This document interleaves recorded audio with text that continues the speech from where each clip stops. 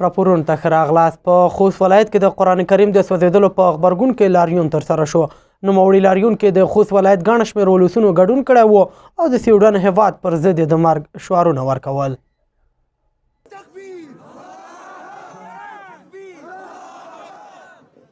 دا ځل په خوست ولایت کې د نعره تکبیر الله اکبر غږ پورته شو.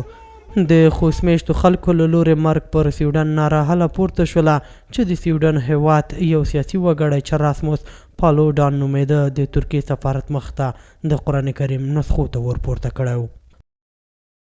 تېره ورځ په سویډن هېواد کې د یوه سیاستوال لخوا زموږ سپېڅلي کتاب قرآن عظیم الشان ته سپکوی شوی و، سوځېدلی و. نن ورځې خوستي ولسونه په غبرګون کې راووتل، په نړیواله ټولنه باندې به غږ وکړه تر څو دغه سیاستوال نړیوالې محکمې ته وسپارل شي او په سزا ورسیږي.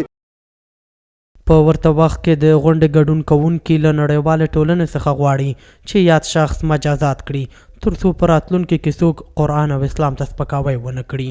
ګډون کوونکو زیاته کړه که غږ یې وانه اورېدل شي نو دوی به د هېواد بېلابېلو ولایتونو کې لاریونونه پیل کړي. به پرتګا خلک امیش قرآن سوځي، هیڅ کله موږ اجازه ورنکړو و دغه نړۍ ته چې دی هغه خلک ارنیولي نه وي او د قانون منګولو ته داخل کړي نه وي. موږ له نړیوال نه دا غوښتنه د کوم سویډن میشتي چې زموږ قرآن عظیم الشان ته ورچولی دی یا باید نړیوالې محکمې ته راکش کړل شي.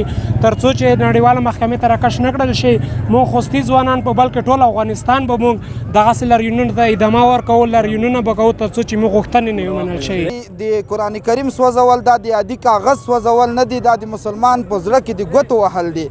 نو موږ د دوی څخه د ټولو اسلامي ممالکو څخه هم هیله کوو چې داسې خلک او داسې کارونه دې په کلکه وغندله شي او په آینده کې د داسې کارونو مخه ونیولی شي.